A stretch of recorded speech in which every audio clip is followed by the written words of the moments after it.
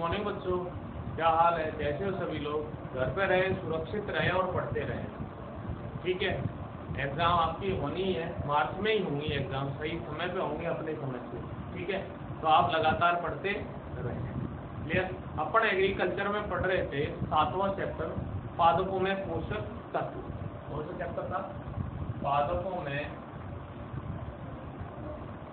पोषक तत्व। और उसमें अपन बृहद पोषक तत्वों के कार्य पढ़ रहे थे और कुछ तत्वों के कार्य अपन पढ़ चुके हैं, ठीक है। मतलब अपन पढ़ चुके हैं कैल्शियम और कॉपर तक के कार्य। जिंक का भी अपन ने पढ़ लिया, जिंक के कार्य पढ़ लिए, कैल्शियम के पढ़ लिए, कॉपर के अपन पढ़ चुके हैं, ठीक है।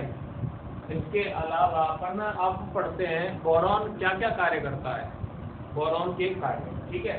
तो अपन पढ़ेंगे अब बोरॉन के कार्य, किसके? बोरॉन के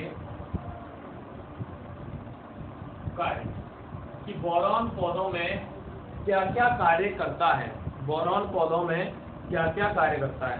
तो बोरॉन पौधों में कैल्शियम के अवशोषण और उपयोग में सहायक होता है। कैल्शियम का अवशोषण करने में और उसका उपयोग करने में सहायता करता है, ठीक है। क्या करता है? कैल्शियम का अवशोषण व उपयोग, कैल्शियम का अवशोषण और उपयोग करने में सहायक होता है। इसके अलावा कैल्शियम और पोटेशियम के अनुपातों को नियंत्रित करने का कार्य भी बोरॉन के द्वारा किया जाता है। इसका कैल्शियम व पोटेशियम के अनुपातों को नियंत्रित करने का कार्य,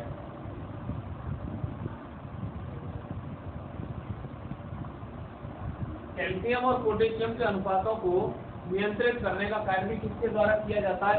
बोरॉन के द्वारा किया जाता है। इसके अलावा बोरॉन प्रोटीन संश्लेषण में महत्वपूर्ण भूमिका निभाता है। मतलब प्रोटीन संश्लेषण का कार्य भी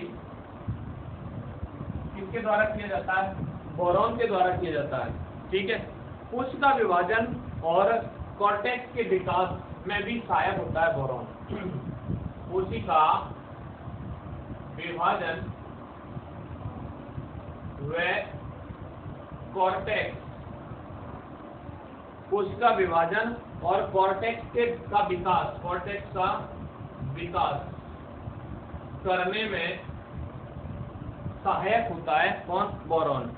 बोरॉन पुष्प, फल, बीज आदि का निर्माण करता है। किसका? पुष्प का, फल का, बीज का, इनका क्या करता है? ये निर्माण करने का कार्य करता है। साथ ही परागकण और प्रजनन क्रियाओं के लिए भी आवश्यक होता है। साथ में ये काम तो करता ही है, पुष्प का, फल का और बीज का निर्माण करने का कार्य तो करता ही, साथ में परागकण और प्रजनन क्रियाओं के लिए भी आवश्यक होता है। किसके लिए? परागकण व प्रजनन क्रियाओं के लिए आवश्यक, परागकण और प्रजनन क्रियाओं के लिए भी बोरॉन आवश्यक होता है। पानी के अवशोषण और कोशिका में जल के नियंत्रण में सहायता करता है। पानी का अवशोषण करता है और कोशिका में जल को नियंत्रित करने का कार्य भी करता है। पानी का अवशोषण एवं कोशिका नियंत्रण एवं कोशिका में जल का नियंत्रण, कोशिका नियंत्रण नहीं, कोशिका में जल का नियंत्रण करता है, ठीक है। तो पानी का अवशोषण और कोशिका में जल के नियंत्रण में ये सहायता करता है, ठीक है। इसके अलावा दलहनी जो फसलें होती हैं, दलहनी फसलें दाल वाली, ठीक है, उनमें राइजोबियम जीवाणु के लिए बोरॉन आवश्यक घटक होता है। दलहनी फसलों की जड़ों में पाया जाता है राइजोबियम नामक जीवाणु, सहजीवी जीवाणु है जो नाइट्रोजन का स्थिरीकरण करता है, नाइट्रोजन को नाइट्रेट में परिवर्तित करने का कार्य ये करता है। तो उसके लिए बोरॉन एक आवश्यक एलिमेंट होता है, ठीक है, आवश्यक तत्व का कार्य करता है। इसके अलावा अधिक मात्रा में ग्रहण करने पर इससे पौधों की मृत्यु भी हो जाती है। ये एक दुष्प्रभाव भी है इसका कि ज्यादा मात्रा में अगर पौधे बोरॉन को ग्रहण कर लेंगे तो पौधे समाप्त भी हो जाते हैं। ठीक है। इसके अलावा फलीदार पौधों द्वारा नाइट्रोजन स्थिरीकरण में सहायक होता है। फलीदार जो पौधे हैं, जैसे अभी बताया लेग्यूमिनेसी कुल के जो पौधे हैं, ठीक है, फलीदार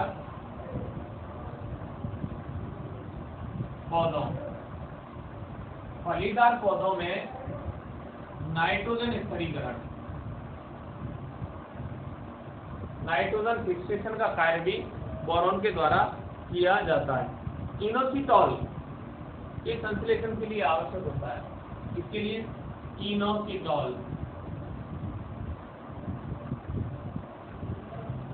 के संश्लेषण के लिए ये आवश्यकता है। इनोसिटॉल के संश्लेषण के लिए आवश्यकता है। इसके अलावा पेप्टिन, एटीपी, इसके अलावा और किसका संश्लेषण करता है तो पेप्टिन, एटीपी, डीएनए,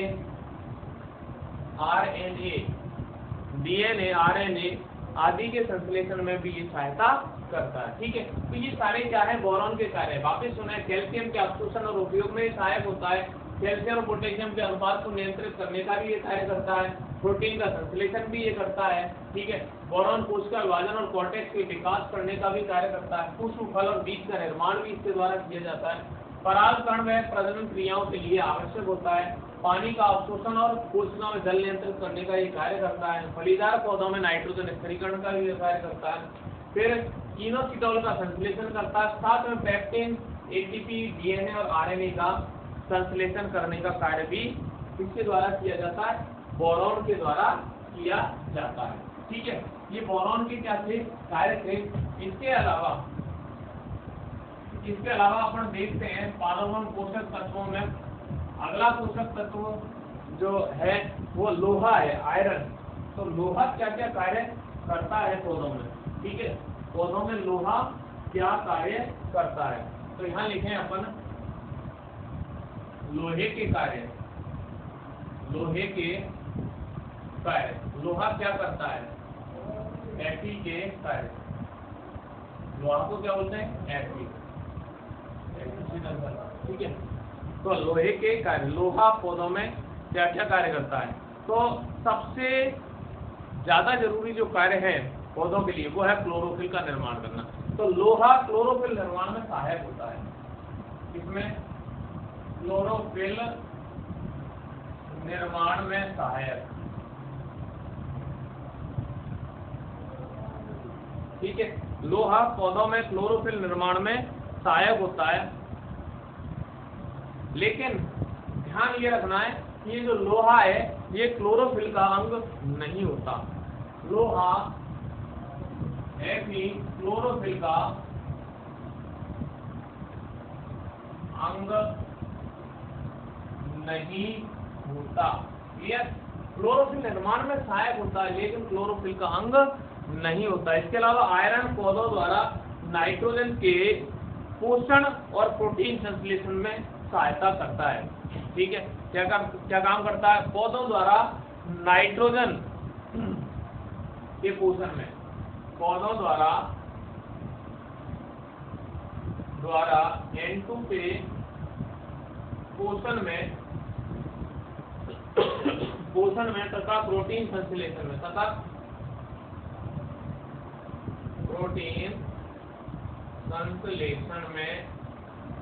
सहायक होता है।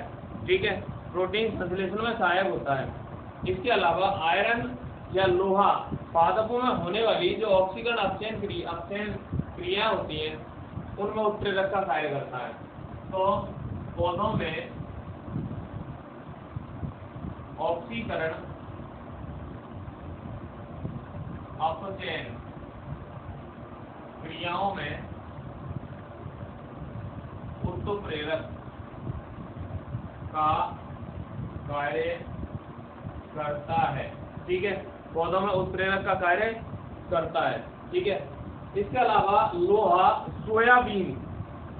सोयाबीन में मोलिब्डेनम को, सोयाबीन में मोलिब्डेनम को, किसमें, सोयाबीन में, सोयाबीन में मोलिब्डेनम किससे दर्शाते हैं, MO से। सोयाबीन में मोलिब्डेनम को, ठीक है, मोलिब्डेनम को क्या करता है, प्रतिस्थापित करने का कार्य करता है। सोयाबीन में लोहा, सोयाबीन में मोलिब्डेनम को प्रतिस्थापित करता है, क्या करता है, प्रतिस्थापित करता है। इसके अलावा लोहा कोशिका विभाजन के लिए आवश्यक होता है, कोशिका विभाजन के लिए आवश्यक अवयव होता है, कोशिका विभाजन के लिए ये आवश्यक अवयव होता है। इसके द्वारा, किसके द्वारा, लोहे के द्वारा बहुत सी ऑक्सीकारी एंजाइम, बहुत से जो ऑक्सीकारी एंजाइम है, जैसे कैटालेज, परऑक्सीडेज और साइटोक्रोम, कौन कौन से, कैटालेज, परऑक्सीडेज और साइटोक्रोम, साइटोक्रोम, ये जो एंजाइम है, इनके सी घटक के रूप में, कौन से घटक के रूप में, सी घटक के रूप में ये कार्य करता है, कौन, लोहा, ठीक है। श्वसन क्रिया में भी ये सहायता करता है, श्वसन क्रिया में ऑक्सीजन वाहक का कार्य करता है, इसमें श्वसन में O2 के वाहक का कार्य करता है, वाहक का कार्य, वाहक मतलब लाने ले जाने का कार्य किया जाता है, किसका, जिसके द्वारा, लोहे के द्वारा, किसमें, श्वसन क्रिया में, ठीक है। इसके अलावा अधिकांश जो आयरन है, अधिकांश मात्रा में आयरन क्लोरोप्लास्ट में पाया जाता है, क्लोरोफिल में पाया जाता है, इसमें क्लोरोप्लास्ट में क्या, में कौन उपस्थित होता है, में Fe उपस्थित होता है। अधिकांश आयरन क्लोरोप्लास्ट में उपस्थित होता है। इसके अभाव में क्लोरोप्लास्ट का जो स्वरूप है वो बदल जाता है। अगर क्लोरोप्लास्ट में आयरन की मात्रा कम हो जाए तो क्लोरोप्लास्ट का रूप बदल जाता है, ठीक है। तो ये क्या थे, लोहे के कार्य, क्लोरोफिल का निर्माण करना, लेकिन क्लोरोफिल का अंग नहीं होता है। पौधों द्वारा नाइट्रोजन के पोषण में सहायता करता है, प्रोटीन संश्लेषण का कार्य करता है, पौधों में ऑक्सीजन अपचयन क्रियाओं को प्रेरित करने का कार्य करता है। इसके अलावा सोयाबीन में मोलिब्डेनम को प्रतिस्थापित करने का भी कार्य करता है, इसके द्वारा कोशिका विभाजन का कार्य भी किया जाता है। साथ में कैटालेज, परऑक्सीडेज और साइटोक्रोम जो एंजाइम है, उनको भी ये, उनके लिए भी ये कार्य करता है। साथ में श्वसन में O2 के वाहक का कार्य करता है। क्लोरोप्लास्ट में अधिकांश मात्रा में आयरन उपस्थित होता है, अगर क्लोरोप्लास्ट में आयरन उपस्थित नहीं हो तो इसका रूप बदल जाता है, ठीक है। तो ये लोहे के कार्य। अगला पढ़ते हैं मैंगनीज के कार्य। अगला क्या है, मैंगनीज के कार्य।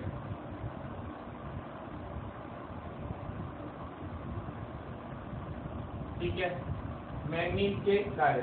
तो सबसे पहला जो सबसे अच्छा कार्य मैंगनीज का हुआ है क्लोरोफिल का निर्माण करना, क्लोरोफिल का निर्माण, ठीक है, क्लोरोफिल का निर्माण करना। दूसरा, नाइट्रेट जो आयन होते हैं उनका स्वांगीकरण करना, नाइट्रेट आयनों का स्वांगीकरण करना। नाइट्रेट आयनों के स्वांगीकरण में सहायक होता है। ऑक्सीकरण अपचयन क्रियाओं में उत्प्रेरक का कार्य भी ये करता है, बहुत अच्छा कार्य है। ऑक्सीकरण एवं अपचयन क्रियाओं में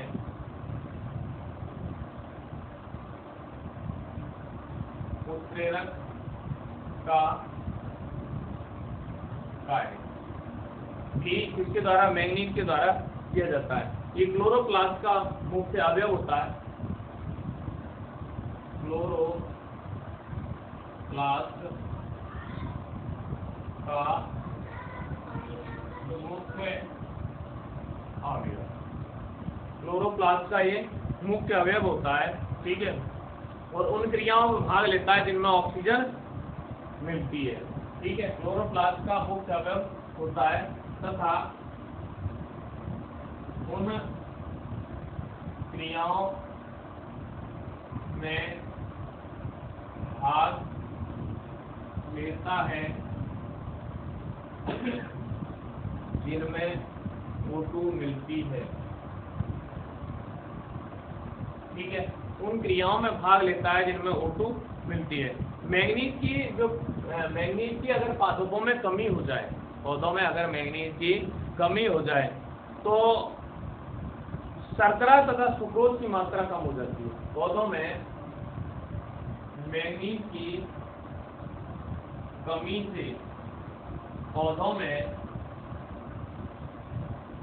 शर्करा एवं सुक्रोज की मात्रा कम हो जाती है। मैंगनीज की कमी से पौधों में शर्करा और सुक्रोज की मात्रा में कमी हो जाती है, ठीक है। अगर मैंगनीज अधिक मात्रा में मिलता रहे, अगर पौधों के लिए मैंगनीज अधिक मात्रा में मिलता रहे तो जो गन्ना होता है, यहाँ पर मैं सुक्रोज और शर्करा की बात की है तो फिर गन्ने की बात अपन यहाँ करते हैं। तो गन्ना में शर्कराओं की शुद्धता है वो अधिक हो जाती है। अगर मैंगनीज गन्ने को अधिक मात्रा में मिल जाता है, Mn की अधिक मात्रा